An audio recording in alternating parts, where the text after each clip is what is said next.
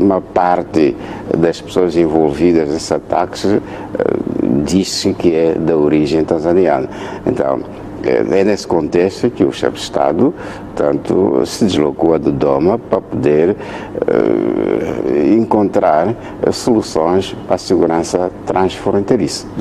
E a questão de segurança será incontornável próxima quarta-feira? Será incontornável. No informe do Presidente da República. Sim, senhor, porque faz parte do pacote de paz.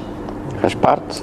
Porque sem paz não há investimento, sem paz não há desenvolvimento. Pelo que vai ser um tema, de facto, como o meu colega disse, um tema quente no sentido positivo. Filipe Nunes, Presidente da República, elegeu o combate à corrupção como um dos pontos centrais da sua governação.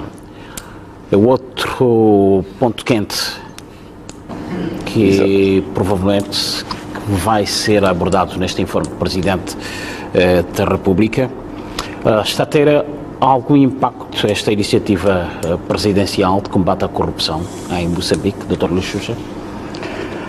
Sim, primeiro vamos tentar perceber o que é corrupção, antes de avaliar o impacto daquilo que está sendo feito para o seu combate.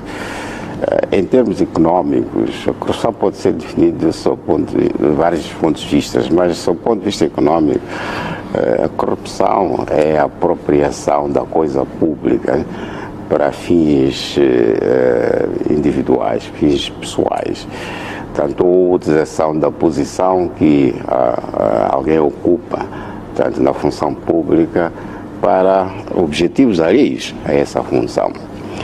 Agora, esse é um problema, esse é um grande problema, porque uma das razões que explica, portanto, o atraso no desenvolvimento dos países do terceiro mundo é a corrupção. Até que existem medições internacionais da corrupção, utilizando índices, nesse caso, por exemplo, o índice de percepção de corrupção, que é publicado pelo Secretariado da Transparência Internacional, em que tenta perceber o grau de corrupção, portanto, num conjunto de países. Portanto, no ano passado, 2016, portanto, foi publicado este ano, respeitando a análise feita em 2016, no princípio deste ano, foi publicado um relatório que envolveu a análise de 176 países, em que Moçambique está lá. Portanto, numa escala de 0 a 10, Moçambique obteve 2.4, uma pontuação de 2.4. Portanto, a pontuação mais alta é de 10. Então, quanto menor for a pontuação, tanto mais corrupto considera-se o país. Nesse caso, nosso país está nessa faixa dos países em que a corrupção é um problema sério. Sendo um problema sério, então devem-se tomar medidas. Devem-se tomar medidas. Uma das medidas é a questão de o presidente eleger a corrupção como uma prioridade, eleger o combate à corrupção como uma prioridade da sua agenda de governação. Tanto se está transmitido tanto um sentimento político a todas as instituições, tanto viradas para o combate à corrupção. Portanto, existia ou existe o gabinete de combate à corrupção, né? Mas com essa iniciativa presidencial, em que assume como uma prioridade da sua governação, então toda máquina deve considerar na sua atividade, tanto elementos que possam, digamos assim, desencorajar atitudes de corrupção. Está a dar resultados esta iniciativa? Está a dar resultados, sim senhor, porque estamos a ver processos que estão sendo julgados, né? Resultantes deste movimento. Como cidadão, como é que se sente? Satisfeito ou não com o ritmo das coisas? Claro, eu sinto-me satisfeito porque o custo de corrupção é extremamente destrutivo para a economia. Então, quanto menor for a corrupção, melhor a eficiência, né? Tanto do Estado.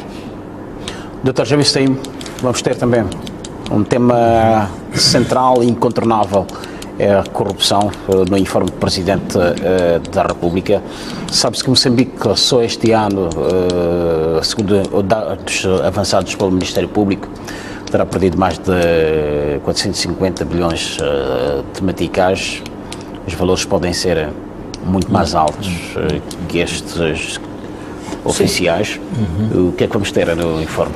Podemos ter, esperar como cidadão no informe do Presidente da República para a próxima quarta-feira, relativamente a este ponto? Eu acho que sim, porque o chefe de Estado já deu o ponto, o toque, quando ele convoca os secretários permanentes, os diretores nacionais e tudo mais, para estarem no lugar, para eles transmitir aquilo que é o seu sentimento sobre a corrupção. E, de fato, quando nós começamos a olhar aquilo que aconteceu logo após a reunião, é a multiplicação de reuniões para que os setores identifiquem os elementos que são ou que constituem corrupção nessas suas unidades. E, por outro lado, é possível olhar quando as pessoas estão já na rua, não é? Perceber que, bem, a pessoa, se ele quer corromper alguém, já começa a olhar de um lado para o outro, se de fato vale a pena fazer isto, até que ponto isto vai. Mas eu só queria dizer, ok, sim, é uma agenda que deve ser prioritária, porque ela é prioritária e que o Presidente da República já elegeu, sem dúvida nenhuma, acredito que ele vai fazer a abordagem, o assunto. Mas esta abordagem, sendo feita na Assembleia da República, eu acho que ele tem um peso maior ainda, porque não é somente a nível do poder, vamos lá, executivo nesse caso, mas é algo também que deve também ser assumido pelos parlamentares como uma agenda nacional. Por quê? Porque se nós pensarmos que a questão da corrupção, o combate à corrupção, será resolvido pelo Presidente da República, nós estaremos enganados. O que o Presidente da República está a fazer é precisamente dar orientações muito claras, dar sinais muito claros e dizer que o nosso país não pode e não deve ser este país onde as pessoas são vistas como corruptas. Quer dizer, há sinais, há resultados com impacto desta iniciativa presidencial? Bem, eu vi, precisamente a nível de alguns ministérios, precisamente onde depois, vamos lá, desta reunião que o Presidente da República teve, fizeram reuniões onde deram orientações para que cada setor identificasse onde que haviam elementos passíveis ou que ditavam que esses elementos eram elementos de corrupção. Eu acho que isto é importante. Há sinais. Está circulando aí nos WhatsApps, por exemplo, uma declaração do, não sei se é comandante da polícia ou o quê, precisamente a dizer, olha, não há de haver roadblock, precisamente a partir de Rassano Garcia para Maputo. Por quê? Porque identificou-se que os roadblocks muitas vezes eram usados como elementos para extorquir os turistas. Estás a ver, né? Então este já é um sinal visível, não é? Eu fiz uma viagem precisamente ontem, precisamente na província de Gaza. Quer dizer, todos os polícias que me mandaram parar, não é porque eu andava a alta velocidade, mas era para dizer, olha, boa viagem, por favor, olha bem a estrada, não sei o quê, era esta a conversa que tínhamos. Em todo o troço. Então, e como a polícia, de uma ou de outra maneira, quer dizer, facilmente as pessoas se identificam com a polícia como corrupta, ela tem estado a fazer este esforço. Eu estou a falar da polícia, precisamente. Nós tivemos a assistir um pouco à televisão, professores foram identificados, alguns que foram extorquir algumas pessoas. Então, a questão também é termos que perder o medo da denúncia desses atos de corrupção para a maioria das pessoas e também a corrupção que pode ser vista a um nível mais alto. Podemos avançar para os dois últimos temas, a monitoria da governação. O Presidente da República tem visitado vários ministérios. Qual é o impacto desta iniciativa do Presidente da República, Dr. Lixuxa? Bom, um dos impactos que eu tenho assistido é que resulta em redimensionamento de alguns setores, onde constata-se haver um excesso de, por exemplo, de assessores. Há um ministério que tinha muitos assessores, graças à visita presidencial, tiveram que reestruturar, né? De tal maneira que esse pessoal excedentário, né? Estamos a falar do Ministério... Bom, eu não vou citar o nome, mas... não vou citar o nome. Então, pelo menos deu-se algum passo. Deu-se algum passo.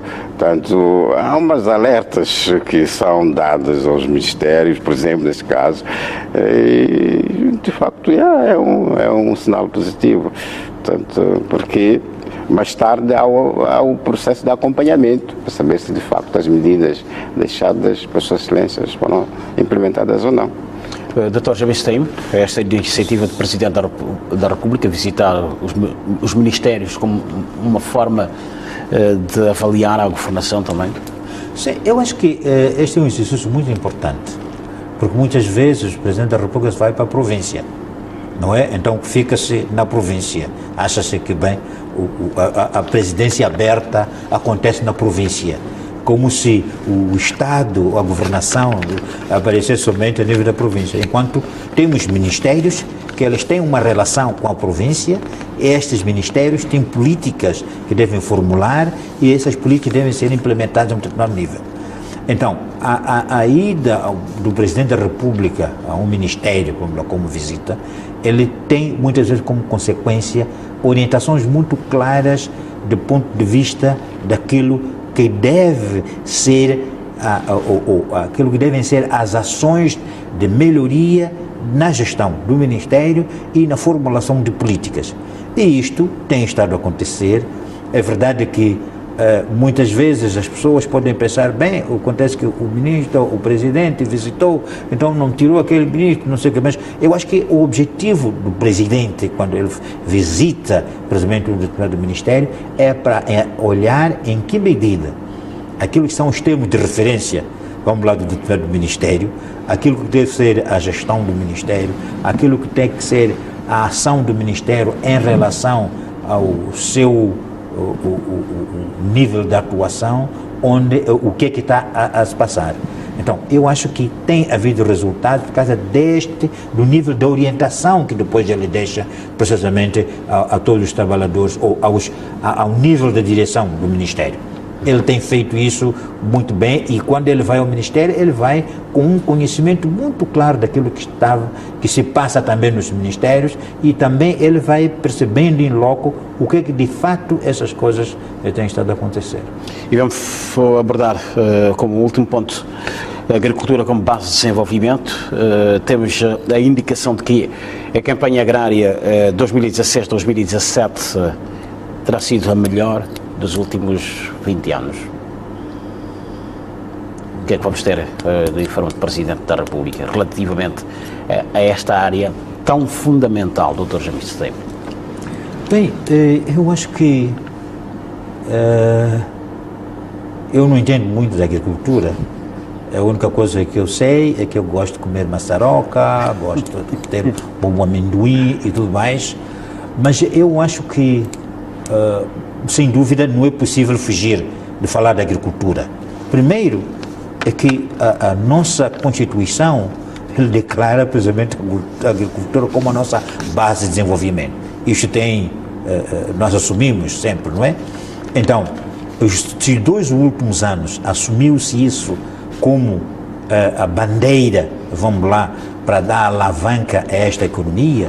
Eu acho que este é um assunto que tem que ser colocado naquela dimensão que o meu colega colocou no início, que é a questão de avaliar aquilo que foi feito do ponto de vista do plano econômico e social para este ano e verificar até que ponto a nossa campanha agrícola foi de fato. Porque para mim, para além de produzirmos muito, é até que ponto houve a circulação dessa mercadoria a nível interno, para que nós possamos consumir o milho ou o feijão que é produzido no Niassa em Maputo e aquilo que é produzido em Maputo possa subir para o Niassa.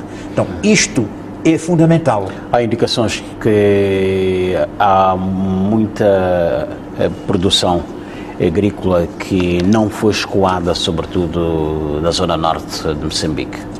Então, eu acho que se existe isto, eu acho que este é o elemento que tem que ser, que tem que constituir, o grande alerta. Até que ponto podemos produzir e depois? Porque o que é que acontece? Nós vamos desmotivar as populações que têm investido precisamente na produção agrícola.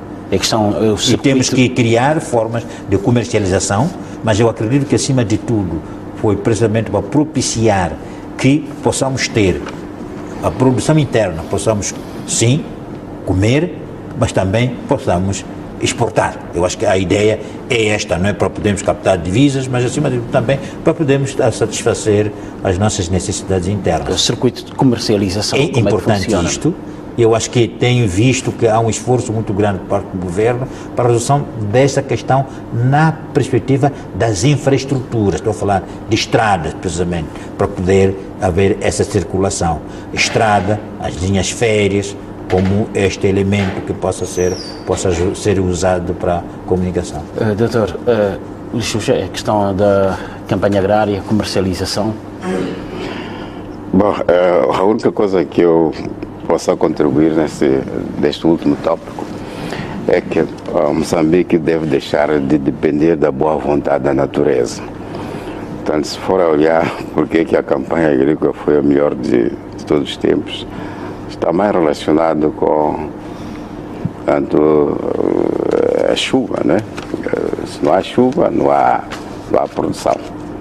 Então, mais algum esforço foi feito, que são os parques agrícolas e a questão da melhoria das sementes. Portanto, essa é uma das razões que fizeram com que a campanha agrícola fosse a maior de sempre. Mas nós temos que deixar de depender da boa vontade da natureza. Para fechar, 10 segundos, começo pelo Dr. Alexuxa. Só para finalizar, relativamente às expectativas do informe a ser apresentado próxima quarta-feira pelo Presidente da República. Eu acho que será um dos informes cheio de novidades. Temos a começar, portanto, o processo de paz, o esforço de pacificação do país. Temos esta última observação feita da campanha agrícola. Portanto, é um informe cheio de muitas novidades que vão transmitir uma certa esperança para os próximos anos. Doutor Jabestein. Bem, eu acho que para mim vai ser um informe que vai, de facto, dar esta dimensão da esperança para as pessoas. Seja na perspectiva que nós tivemos aqui a discutir, mas de uma ou de outra maneira, o diagnóstico que muitas vezes o Presidente da República tem estado a fazer sobre vários assuntos são diagnósticos que depois ele apresenta caminhos. Então, a nossa esperança é que, bem, ok, este informe nos traga precisamente essa esperança que ele sempre costuma nos trazer. Muito obrigado, agradeço a presença aqui nos estúdios da televisão de Moçambique e termina esta edição, antevisão do informe do chefe do Estado, Filipe Nunes, sobre o Estado-Geral da Nação, próxima a quarta-feira. A todos, muito boa noite e até à próxima. Muito obrigado. Obrigado.